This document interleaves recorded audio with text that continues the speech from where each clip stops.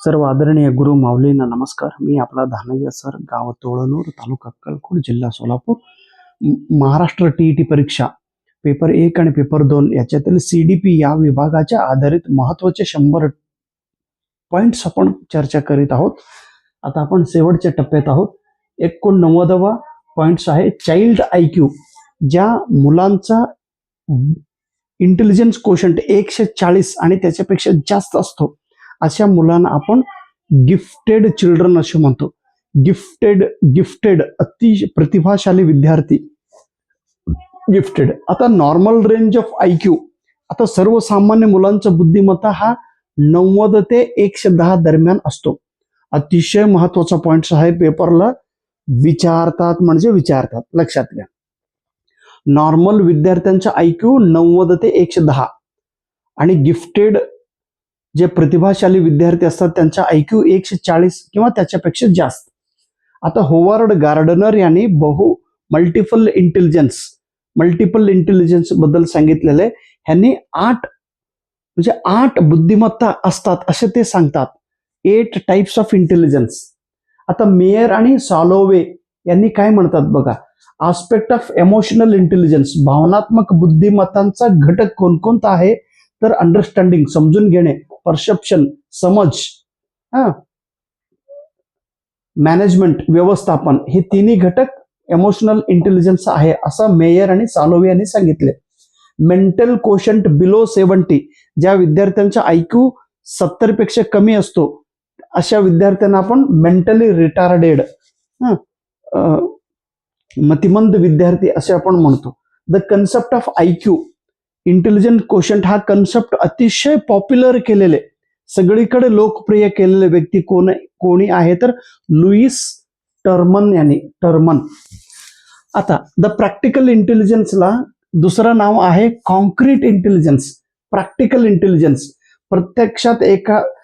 प्रत्यक्ष जीवनातील एखाद्या समस्या सॉल्व्ह करून त्याचं उत्तर जो शोधत असतो, प्रॉब्लेम सॉल्व्ह करून जो लाईफ लीड करत असतो त्याला प्रॅक्टिकल नॉलेज आहे अशा व्यक्तीला कॉन्क्रीट इंटेलिजन्स असे म्हणतात. प्रॅक्टिकल इंटेलिजन्सला the number of factor of intelligence according to tri dimensional theory, 3 मितीय सिद्धांतांच्या आधारे इंटेलिजन्स मध्ये किती घटक आहे तर 120 घटक आहे.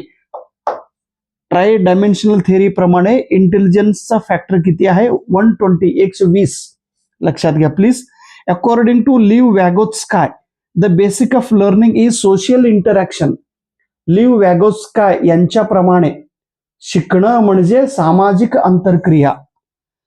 डिस्कॅल्कुलिया म्हणजे गणिताशी संबंधित असलेले दोष, गणित समस्या ज्यांना सोडवता येत नाही गणिताशी संबंधित अशा ज्या विद्यार्थ्यांमध्ये दोष असतो त्यांच्याकडे काही प्रॉब्लेम आहे तर डिस्कॅल्कुलिया. प्रोसिजरल नॉलेज, क्रियात्मक ज्ञान, प्रोसिजरल एखादा घटक कसं केला पाहिजे हे प्रोसिजरल नॉलेज. नोविंग हाऊ, ते कसं ते केले जातात, चहा कसे करतात, भुगण घ्या, पाणी घ्या, त्याच्यामध्ये मीठ टाका, त्यानंतर दूध टाका, त्याच्यानंतर ते गॅसवर ठेवा, मग गॅसला आग लागा.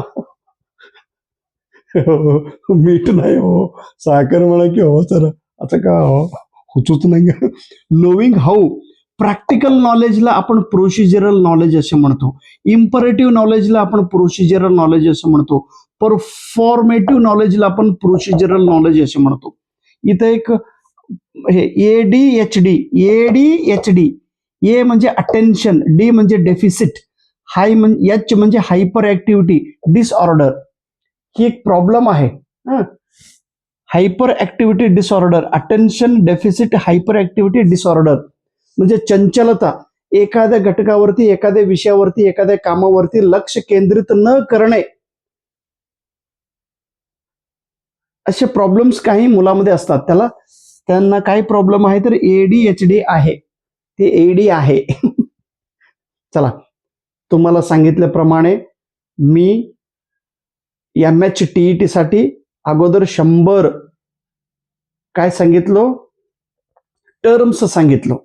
आता ह्या दुसऱ्या ह्याच्यामध्ये 100 पॉइंट्स सांगितलेले आहे. मी शब्द दिलो ते करत आहे. आता टर्म्स झाला 100 पॉइंट्स झाला. आता तिसरा महत्वाचे एक विषय घेऊन येतो, ते 100 कन्सेप्ट घेऊन येणार आहे. ते 100 कन्सेप्ट पुन्हा एकदा तुम्हाला मी सांगतो, व्यवस्थित ते तुम्ही तुमच्या नोटबुकमध्ये लिहावी. हात जोडून नम्र विनंती, नोटबुकमध्ये लिहा आणि त्याचं वाचन करा. 100% you will get big result. Success तुम्हाला मिळणार म्हणजे मिळणारच. का? दानाहे सर सांगत आहे. चलो, नमस्कार.